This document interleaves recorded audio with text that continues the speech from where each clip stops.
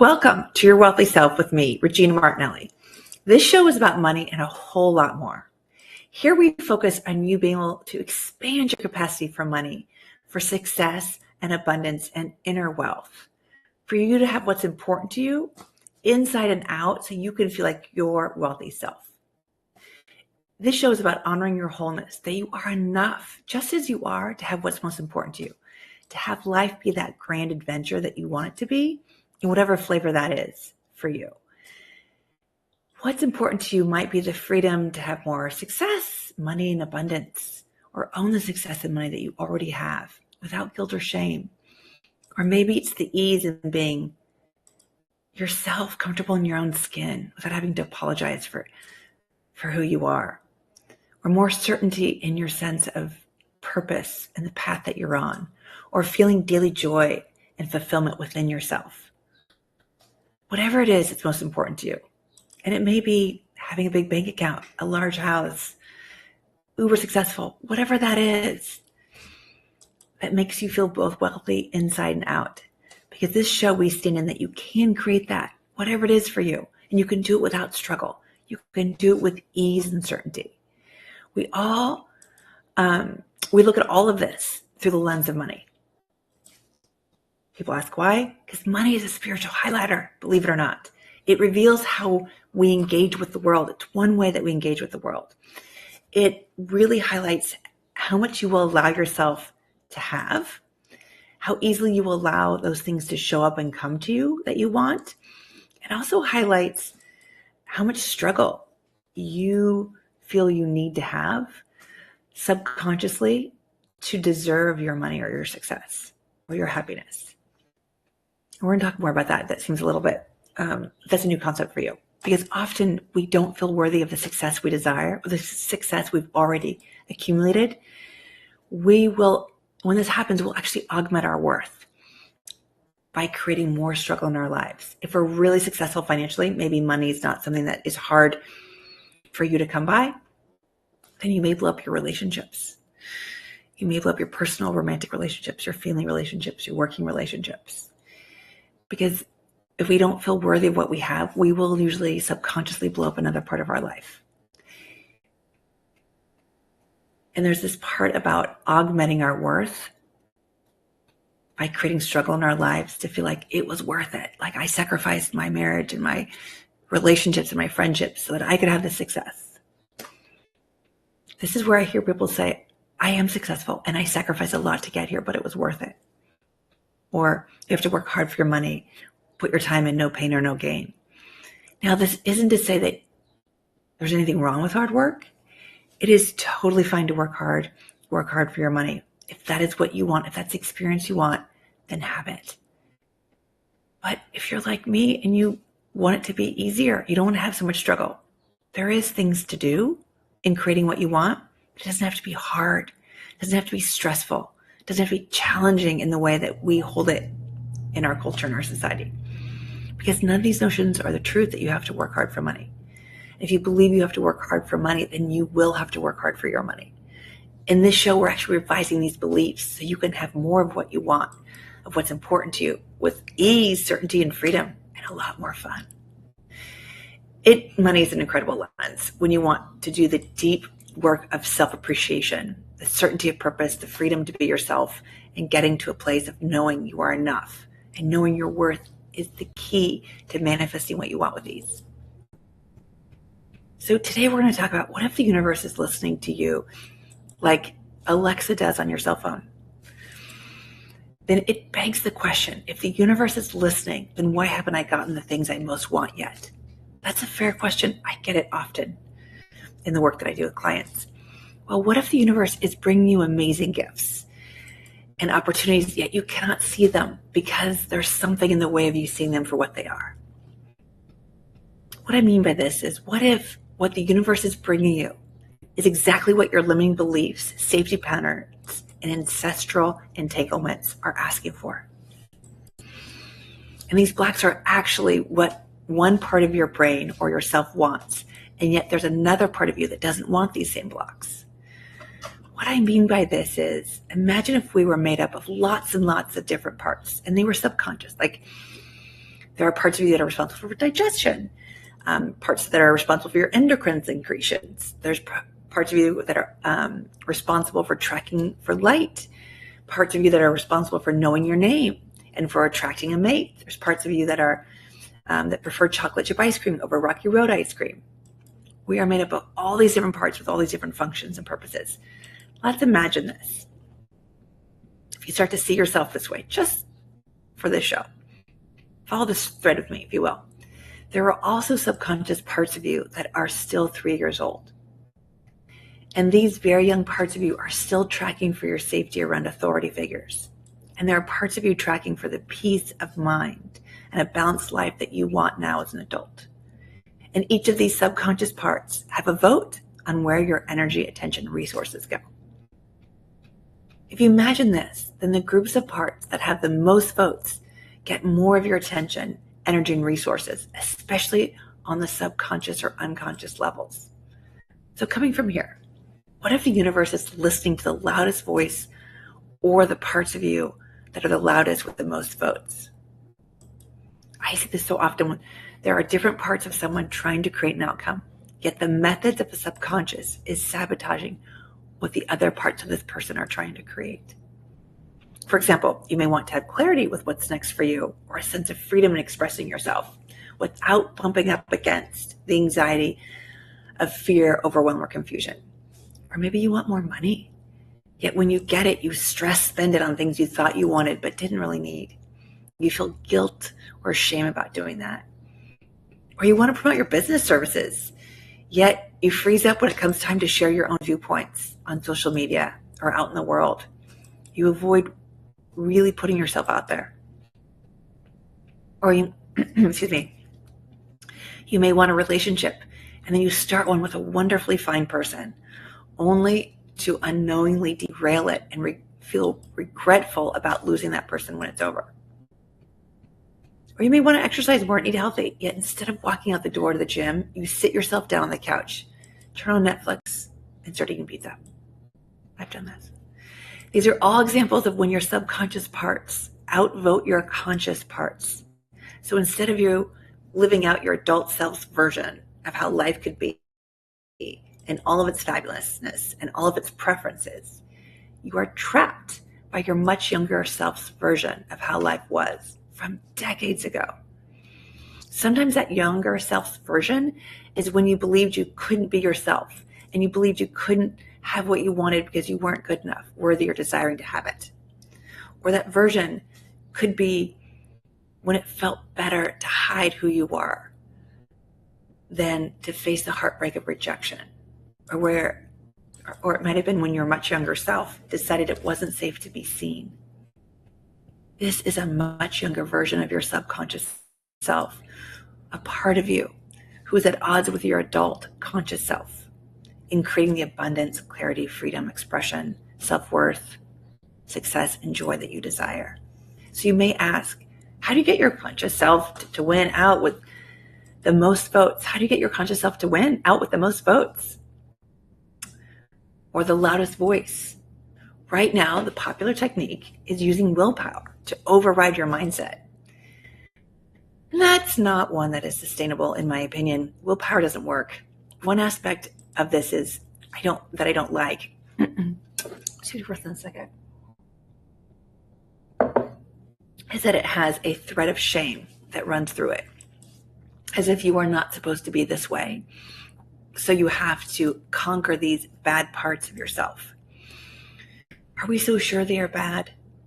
Granted, we may not like the methods they are using or what they're doing, yet if we understood what their positive intention was for doing what they do, we might be grateful for their help. So in forcing ourselves to conquer these parts, it's as if we are telling ourselves we shouldn't be this way, and that there is some parts of us that are wrong or bad. And that just puts another layer of struggle on top of something we already are trying to revise. It makes it a heavier weight to overcome. I have never met anyone who's ever shamed themselves into happiness. Another reason willpower doesn't work is because it is a battle against yourself. You are pitting one side of you with another side. So one side's going to lose and the other side loses. And that side that loses has an intended positive outcome for wanting to win. It has a positive intention for wanting to win. But now it has to go underground to find another way or another time to have its intention fulfilled. And this other way, when it goes underground, may not be a constructive way, a useful way, or even a wanted option. These parts need another way to fulfill their intention with more force, so they find other avenues. This is when we see people willpower themselves to the gym in January, and then 6 to 8 weeks later, they're not going, and they put on more weight than they had when they started in January. There are these subconscious parts that not only regain the lost weight, they also overcompensated for the weight loss by gaining more, because the pattern that is running is that it's not safe to lose weight. Or these subconscious parts see losing weight as a threat to your survival, and hence it will fight to bring that weight back on and even add more. And again, this may not make logical sense, but this part of your system, the subconscious part, is not logical. This particular part. And sometimes these parts will go underground only to resurface sometime later as an autoimmune disease. They are committed to fulfilling their purpose. And again, their methods may not be useful or what we want, but they are so, there's a compulsion to fulfill their duty. And when we willpower through them and they don't get to, because we're at odds, they will find another way at another time, and they'll do it with resiliency. And this battle can go on for a lifetime. To find where your inner parts are in conflict with each other, start by noticing two things. One, your behavior is the highest quality of information available. If you start to notice the confusion, the lack of certainty, self-appreciation, procrastination, and playing small for who you are, or whatever it may be for you, and any thoughts about not being good enough or deserving, this is really good information because it points us to where there are parts of you who hold a conflicting belief to the beliefs you'd rather have instead. Another way to look at it is, what behaviors are you doing that you wish you were not? Spending too much money, not making decisions that you wish you weren't making decisions from confusion, avoiding needed conversations, or you wish you didn't close down in relationships, or freeze up when it's time to put yourself out there. Or you want to stop sacrificing for others at the detriment of your own well-being. These are all examples. Or number two, you can find where your parts are misaligned by looking at what behaviors you would like to do more of that you are not, like making more decisions with clarity, confidence, and having a certainty of purpose, putting your name in the ring for that promotion, being vulnerably you in a relationship, feeling it's safe to express yourself, managing money well, or enjoying the money you do make, taking a vacation, or some time out for yourself. These are also great places to look for what it is you're wanting more of and wanting less of. This information also helps you find out what parts of you are in the way of you having what you want with certainty. You want to find which parts are using methods that contradict what you are wanting to create, because then you can work on getting these subconscious parts on the same team as your conscious adult self. When you can get all of your parts on the same team for what you consciously want and using methods that support how you want to experience creating your life, and you really have something. Then you really have a deeper sense of peace, clarity, fulfillment, self-appreciation, and worth that no one can take away or diminish. And your ability to manifest from this place is incredible. Absolutely incredible. This also allows you to see the ecology of what the universe is bringing your way. Meaning, our experience of ourselves and the world is a direct reflection of our beliefs and perceptions about ourselves and the world. And some of these beliefs are subconscious. So they don't feel like, when it doesn't feel like the world aligns with how we see ourselves. If you don't believe you are deserving, good enough, or worthy, then you will have that experience. So your brain is invested in being right about how the world works. There's a part of your brain that's called the reticular activating system, the RAS, whose only job is to find and filter evidence that your beliefs are right, even the unwanted, painful ones. Now, if that is happening on a loop, our beliefs have our brain find evidence for those same beliefs to be true. Then those beliefs become stronger and eventually become the truth about ourselves and the truth about how the world is. Because a belief is not a belief unless it's true. Otherwise, it's just kind of a thought, right? We forget beliefs are just notions. They're not the truth. Another perspective to consider: so much of what you believe about yourself and the world is mirrored back by the universe. Contrary to popular opinion, the universe is not a punishing or rewarding universe. It's a mirroring universe.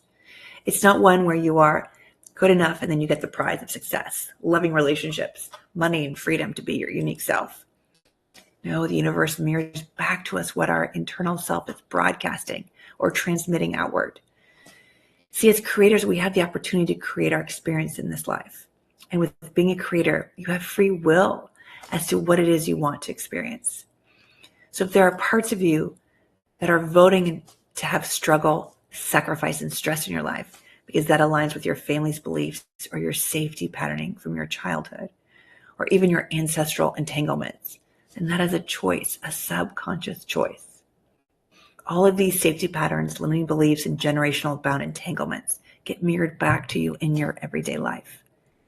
So what needs to happen is we need to get those parts of you that are voting for struggle to be on the same team as the parts of you that is voting for clarity, self-appreciation, ease of expression, or abundance and success. It's not that these parts want you to have pain. All their methods have a positive intention. That is usually to make you more happy, safe, free to be yourself, and belong. It's just that their methods are out of date or not productive for who you are today because they were put in place by a much younger you, a much younger version of you. And now as an adult, you have many more capacities, abilities for dealing with life. When you do this, the universe has to deliver, even if we don't always recognize it. The universe will mirror back what we are creating. If you are getting back something you don't want, then the universe is mirroring back what a majority of the parts of you are transmitting subconsciously, as mentioned earlier. So here are two different interpretations for how to hear the universe's response to your requests. Now, if you have revised the limiting beliefs and safety patterns and ancestral entanglements to align all your parts to create the same desired goal, yet what you are getting back might be misinterpreted or perceived through your previous familiar limiting beliefs and patterns. Let me give you an example of a client. She wanted to launch this incredible business she had been dreaming about for almost 10 years. She was finally in a place to be able to do it.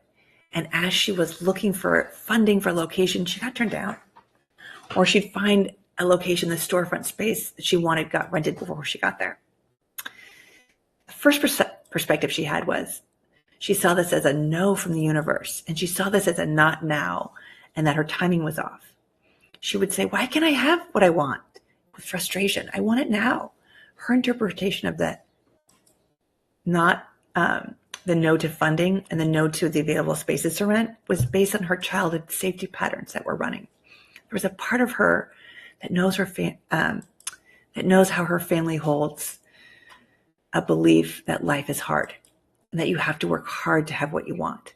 And subconsciously, part of her didn't want to disrespect that by doing her life easier or being more successful than they had been. So her getting turned down for funding and not finding the space where her parts working on her behalf for belonging, her needing to feel a sense of belonging to her family by being like them. I talk more about this in my earlier episode, the Biggest Block to What You Want episode. She used the tools and the methods I offered to shift this. She got those very young parts of her that were trying to find belonging to her family through their struggles, through their experience and their pain and having the same challenges that they have to go through, as a way to show belonging by being just like them. Those parts that are in charge of having belonging to those we come from, their job was to, again, create belonging. And so they thought, well, to have the same struggle, that creates belonging. Please note, I'm not saying this is conscious sabotage. It's subconscious, unconscious sabotage. You would never knowingly do this to yourself or bring this on yourself. This is coming from an unconscious pattern that is running. So we worked on her parts, getting them on the same team, focus on what she wanted now so it can show up more easily. The second perspective, she then realized what no really was. It was the universe listening to her desires. She wanted her opening of her business to be easy. So the universe was bringing her small rooms to rent instead of large storefronts or whole building spaces. The universe wanted her to not worry about paying her rent each month by starting out small so it would not be stressful on her body, her mind, and her life. See, her well-being is incredibly important to her, so she had envisioned that this process would be easy from the start. The universe was actually conspiring on her behalf to have it be easier for her. She was not able to see that until she could get her family's perceptions about how hard she needed to work to have money out of the way. So she leased a smaller space, opened her business, and has since expanded it into a very large storefront. The universe was listening. It's just that we sometimes hear it through our distorted lens of the past, a filter that actually belongs to someone else, and that creates confusion, lack of certainty, or diminished self-worth. All sorts of friction that in life that you're trying to create, all sorts of friction in the life you're trying to create. When you can revise those distortions, then so much more is possible, and you can partner in co-creating with the universe. And it can be really a magical place. No more efforting upstream where there is nothing on the other side. No satisfaction, no happiness, just another stream to swim up with all the effort you can muster. And this continues until you can revise those beliefs. Another client of mine in Australia was having the hardest time finding a place to live that suited her needs. She had moved twice already and had been scouring the ads for almost a year, visiting places even hours away, trying to find a lovely place by the seashore where her dogs could run free and she could have a garden. She'd becoming so frustrated with the no's and waiting. She worked on her beliefs about being able to have what she wanted, not just taking what was given to her. How many times do we do that, just take what we get, instead of truly having what we want? We worked on her safety patterns about trusting herself and feeling safe to reach for more in her life, allowing the process of manifestation to unfold. Then one day she read about this little spot that seemed perfect. Actually, she said she knew it was hers, the new spot, just from reading the post. And she was right. She got the place. Took her a few weeks to move there. Once she was there, a huge cyclone storm hit the area. Her spot was not damaged. She was safe and secure. She was surprised to notice that all the other places where she had tried to move and where she'd gotten turned down and felt frustrated that she was, rejected, or that were out of her price range, all of those places would have been destroyed in the storm. If she had moved her place there, it would have all been destroyed. She realized those no's were in alignment with what she was manifesting, a safe, peaceful place to live for her dogs and her garden. She couldn't see that the time that the universe was guiding her to a safer place to live, she only saw it as, I don't get what I want, or I'm not deserving or good enough to have it the way that I want it with ease right now. This reaction of turning against ourselves and believing that we're not good enough or deserving is a child's reaction, because the belief pattern was laid down when we were children. And because it's resurfacing, there is a part of your critter brain that is bringing it back up because it feels that your survival is being threatened. See, the critter brain doesn't do time. So for this part of the brain, the threat to her survival is happening in the now, not from 50 years ago when it actually happened. She is feeling all the high alert and upset now from her childhood. Her brain is not aware that this pattern was laid down decades ago and the threat is no longer there. This can make it really hard to see all the places where the universe is conspiring on our behalf, because we feel like if we don't get what we want, then something bad will happen. Once my client saw this, how all of these perceptions of old beliefs and that the universe was actually aligned with her vision for herself. Her business has quadrupled since she started working with me. She's continually expanding her product offering and having clients refer her to others. She's having a grand time. She has renewed joy and peace in her life, working with the universe and manifesting and knowing that she's worthy, just as she is. And she's better able to see and know that it's not the old no. There's a better way. Give me a minute to show you. Or there's a better time. And the universe has an infinite amount of better ways to bring us what we want. And it's listening. So let's make sure the voice we want it to hear is the one that it hears. And we do this by getting all of our subconscious parts on the same team, going in the same direction as what our conscious brain desires. Having parts of yourself at odds with other parts of yourself are part of the blocks that are in your way, having deeper certainty with yourself and the universe and what you're creating. It's an amazing, peaceful place to have your own connection to the divine as you create what you desire. And it's possible for you. Just like these two other women I spoke about, it's not a unique gift or talent. It's possible for each of us. If you got something from today's show, please share it. There's enough fear in the world. Let's create more joy. If you know you need more support and you're willing to invest in yourself or in your future and you're ready to change your life, go to yourwealthyselfcall.com and let's explore ways to work together. And if you want to send questions you have about topics you want me to tackle, you can email us at yourwealthyself@e360tvlive.com. I look forward to being with you next week as we continue to wake up from our trance childhood beliefs and align with what we truly desire and acclimatize our wealthy self. I love and adore you. You are incredibly beautiful and a precious being. And please know you are enough just as you are.